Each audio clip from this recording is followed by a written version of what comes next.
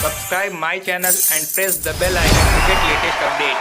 If 3 cot A equal 4, check whether 1 minus tan square A upon 1 plus tan square A equal cos square A minus sin square A।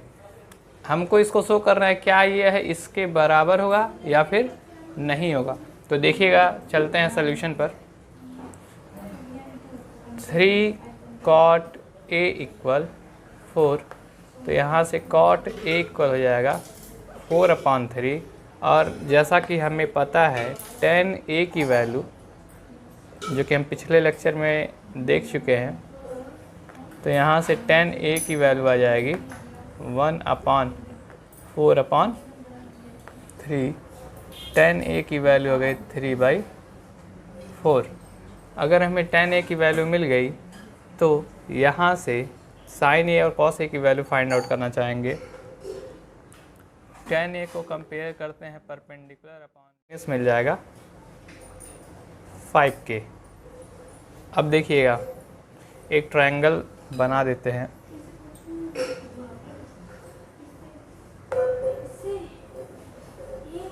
ये A है, ये B है, ये C है। Perpendicular था 3, base था 4k, hypotenuse था 5k। यहाँ से अगर cos A देखा जाए, cos A की वैल्यू हो जाएगी 4k/5k, तो यहाँ से 4/5। sin A इक्वल 3k/5k, तो यहाँ से वैल्यू आ गई 3/5। sin A cos A tan A मिल गया है, तो चलते हैं LHS लेकर। जो पिछले लेक्चर में क्वेश्चंस छोड़े गए थे, इस लेक्चर में कंप्लीट किए जाएंगे। एक्सरसाइज 8.1 के देखिएगा। 1 माइनस tan की वैल्यू थी 3/4, तो यहाँ 3/4 सब्सटीट्यूट किए। 1 प्लस 3/4, 1 माइनस 9/16, 1 प्लस 9/16। अगर ऊपर एलसीएम लिया जाए तो 16 माइनस 9 7/16, और यहाँ जाएगा 25/16। 16 से 16 कैंसिल आउट, 7/25। ये LHS की वैल्यू है। RHS की वैल्यू चेक कर लेते हैं। अगर LHS की वैल्यू RHS के वैल्यू के बराबर आ जाती है तो हम कह सकते हैं एक दूसरे के बराबर होगा। लेकिन अगर LHS की वैल्यू RHS के बराबर नहीं आती है तो दोनों एक दूसरे के बराबर नहीं होंगे। हमें यहाँ चेक करने के लिए कहा है कि क्या यह सही है या नहीं सही है। चलते हैं। cos A की वैल्यू 4/5 का whole square minus sin A की वैल्यू 3/5, 4 4 या 16/25 माइनस 9/20। 16 में से 9 माइनस करेंगे तो यहाँ 7/25। इसका मतलब है कि जो LHS है वो RHS के बराबर है। LHS equal RHS। This implies 1 minus tan square A upon 1 plus tan square A equal cos square A minus sin square A is true. चलते हैं नेक्स्ट क्वेश्चन पर। In triangle ABC angle B equal 90 degree. तो एक figure consider किया जाए।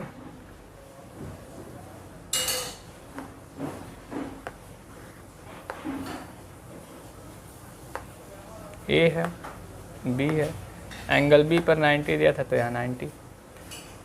यहाँ से value दी हुई है tan A की। tan A इक्वल 1/√3 पहला इक्वेशन मान लेंगे। tan A इक्वल फिगर से परपेंडिकुलर अपॉन बेस, पहले और दूसरे को कंपेयर करेंगे तो यहाँ से BC की वैल्यू हो जाएगी 1k, AB की वैल्यू हो जाएगी √3k, और हमें AC की वैल्यू फाइंड आउट करना है। तो according to Pythagoras theorem AC square equal AB square plus BC square. AC square equal 1k का होल स्क्वायर प्लस √3k का होल स्क्वायर, 1k का square plus 3k square, that is 4k square. AC square equal to 4k square, AC equal to 2k। AC की value मिल गई, AB की value है और BC की वैल्यू, तीनों वैल्यू मिल गए। तो यहाँ से हम पहले फाइंड आउट कर लेते हैं जो भी कैलकुलेशन करने हैं। साइन A की वैल्यू, साइन A की वैल्यू इस एंगल के लिए चाहिए, तो BC अपॉन AC। BC की वैल्यू है 1K, AC की वैल्यू थी 2K, यहाँ से वैल्यू आ गई साइन की 1/। फिर कॉस C की वैल्यू, कॉस C की वैल्यू देखेंगे तो देखिए एक और फिगर अगर चाहें तो बना दें।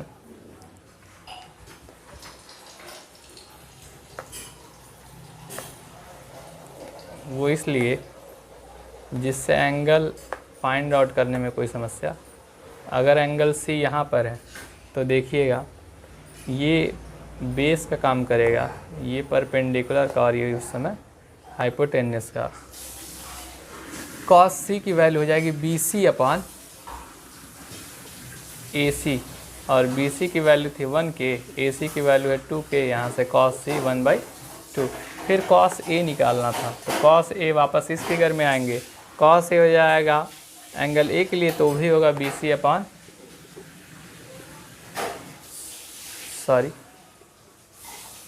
AB upon AC। AB की वैल्यू √3K और AC की वैल्यू 2K, √3/2। कॉस A की वैल्यू, साइन C की वैल्यू बच गई, साइन C का वैल्यू निकाल लेते हैं। साइन C की वैल्यू हो जाएगी perpendicular AB upon AC। AB की वैल्यू है √3K, AC की वैल्यू 2K, K से K कैंसिल, यहाँ से हमें चारों value sine A cos C, sine A cos C, cos A sine C मिल गया। यहाँ भी हमको वैल्यू फाइंड आउट अब चलते हैं निकालने के लिए, कैलकुलेट करने के लिए। Sine A cos C plus cos A sine C। Sine A की वैल्यू है 1/2, कॉस C की वैल्यू है 1/2, प्लस कॉस A की वैल्यू है √3/2, साइन C की वैल्यू है √3/2। अगर इसको देखा जाए तो यहाँ 1/4 प्लस 3/4, 3 + 1 4/4, वैल्यू आ गया 1। चलते हैं दूसरे कैलकुलेशन की तरफ। दिया है cos A cos C minus sine A sine C। Cos A की वैल्यू थी √3/2, कॉस C की वैल्यू थी 1/2, माइनस साइन A की वैल्यू है 1/2 और साइन C की वैल्यू √3/। तो यहाँ से 3/4 √3 में से √3 माइनस करेंगे तो 0, तो हमें यहाँ वैल्यू 0 मिल गई। चलते हैं नेक्स्ट क्वेश्चन, 9वें क्वेश्चन पर। एक क्वेश्चन लिखा है इन ट्रायंगल PQR, जहाँ पे एंगल Q 90 डिग्री है। तो एक फिगर फिर से ड्रॉ करेंगे,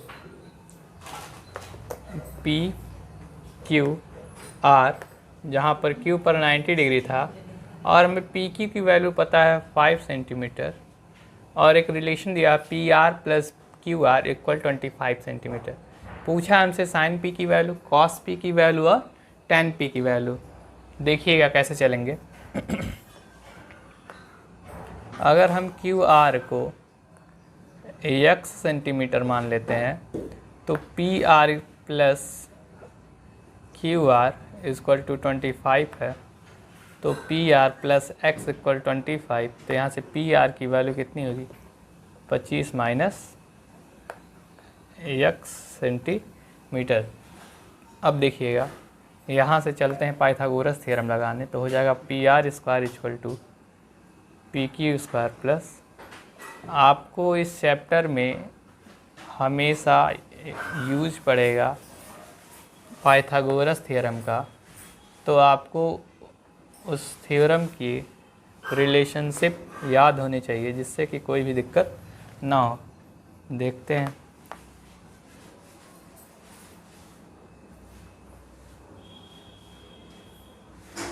x² से x² कैंसिल होगा, यहाँ से 6 × 5 - 25 = 50x, 600 x = 600 divided by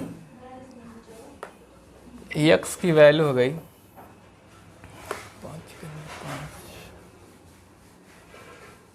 12 centimetre, और x किसको माने थे, क्यू आर को, यानी हमें यहाँ से क्यू आर की वैल्यू पता चल गई। और पी आर की वैल्यू अगर देखा है तो 25 minus 12, that is P R की वैल्यू हो गई 13 centimetre. P R 13, Q R 12 और पी क्यू की वैल्यू 5 गिवन है। यहाँ से आगे प्रोसीड करेंगे तो हमें साइन पी की वैल्यू चाहिए। साइन पी के लिए बात करें तो क्यू आर इसके लिए परपेंडिकुलर का काम करेगा और हाइपोटेन्यूस का काम पी आर का होगा। क्यू आर की वैल्यू है, यहाँ से देख लेते हैं, 12 सेंटीमीटर और पी आर की वैल्यू है 13 सेंटीमीटर। तो यहाँ से साइन पी की वैल्यू आ गई 12/13। फिर बात करते हैं कॉस पी के लिए।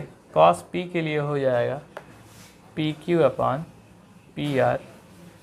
कॉस पी बराबर पी क्यू की वैल्यू है 5 सेंटीमीटर, पी आर की वैल्यू 13 सेंटीमीटर, तो कॉस पी की वैल्यू 5/13। एक बच गया 10 आर, उसको भी देख लेते हैं। सॉरी 10 पी निकालना था, 10 आर नहीं निकालना था।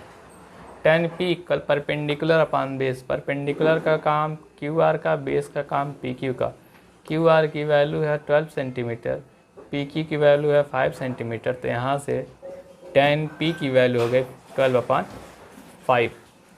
तीनों वैल्यू निकाला जा चुका है। चलते हैं लास्ट क्वेश्चन की तरफ इस एक्सरसाइज के, फिर नेक्स्ट टॉपिक इस चैप्टर का डिस्कस किया जाएगा।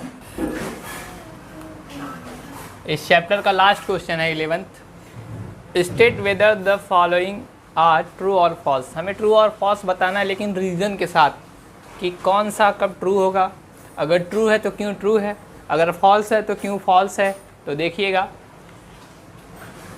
पहले क्वेश्चन में दिया है the value of tan a is always less than 1, लेकिन हमें पता है tan a का एक वैल्यू √3 होता है, और इस √3 की अगर वैल्यू दशमलव डेसिमल में लें तो 1.732, ये वैल्यू इससे ज़्यादा है। और यहाँ एक टर्म लिखा गया है ऑलवेज, कहा गया the value of tan is always less than 1, लेकिन ऐसा है नहीं, तो ये हमारा पहला फॉल्स। फिर चलते हैं दूसरे क्वेश्चन पर। सेक ए की वैल्यू -इनफाइनाइट से इनफाइनाइट तक होती है, जीरो को छोड़कर। अगर जीरो को छोड़ दें तो इसकी वैल्यू -इनफाइनाइट से इनफाइनाइट तक टेंड करती है, जीरो को छोड़कर। तो इसका मतलब है कि सेक की वैल्यू जीरो को छोड़कर बाकी सभी चीज़ें एग्जिस्ट करेंगी। तो यहाँ से 12/5 जो सेक ए की वैल्यू है वो ट्रू हो जाएगी। इसको इस तरह से लिखते हैं, इस चीज़ को अगर लिखना हो, -infinite to -1 union 1 to infinite. इसका मतलब क्या है कि जो सेक ए का वैल्यू है वह -इनफाइनाइट से -1 के बीच में वैरी करेगा और 1 से इनफाइनाइट के बीच में वैरी करेगा। यहाँ पर जीरो एग्जिस्ट नहीं करता है उस रेंज में। फिर बात करते हैं cos A is the abbreviation use for the cosecant of angle A, लेकिन कॉस ए एब्रीविएशन होता है किसका, कोसाइन ए का, और हमें दिया है कोसेकेंट ए।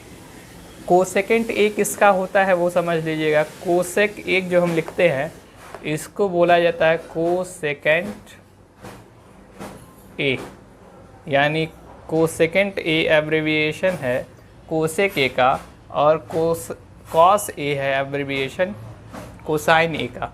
तो इसका मतलब ये हो जाएगा फॉल्स। चलते हैं चौथे पोर्शन पर। लिखा है cot A is product of cot and A. यह पूरी तरह से यह भी फॉल्स होगा, क्योंकि कॉट ए एक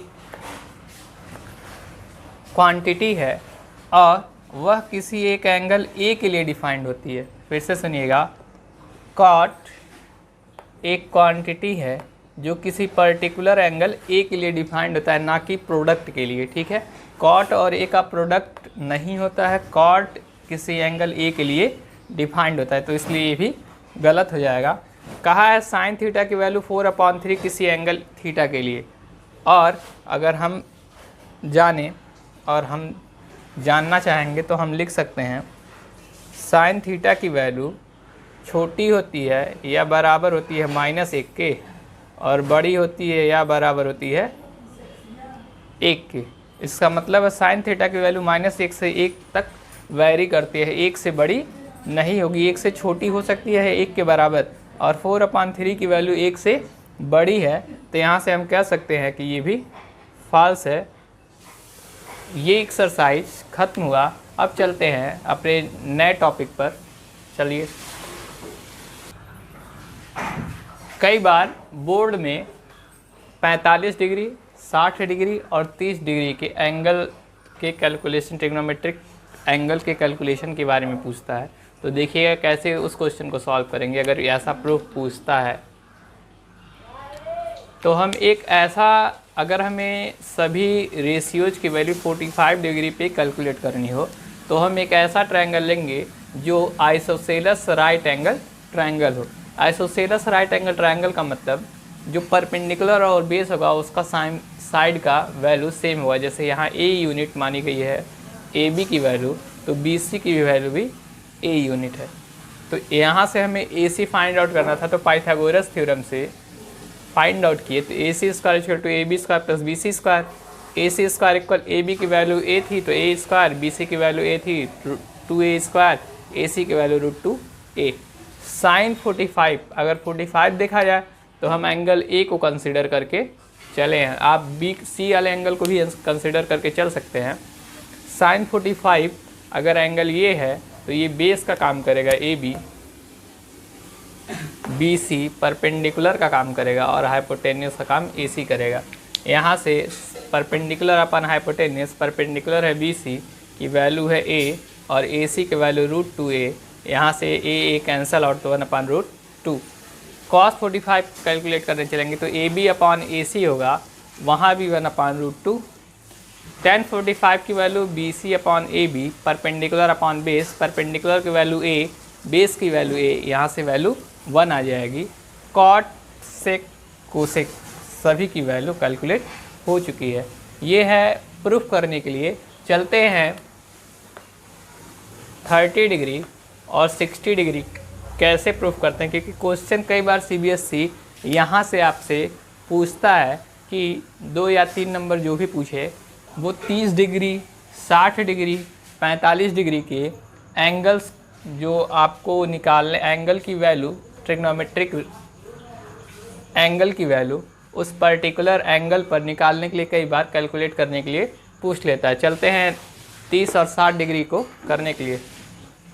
शुभम बकवास। 30 और 60 डिग्री की वैल्यू कैलकुलेट करने के लिए तो एक ट्रायंगल लिया गया है इक्विलैटरल और उसका साइड है 2a। ट्रायंगल ADB में चला गया है, ADB में।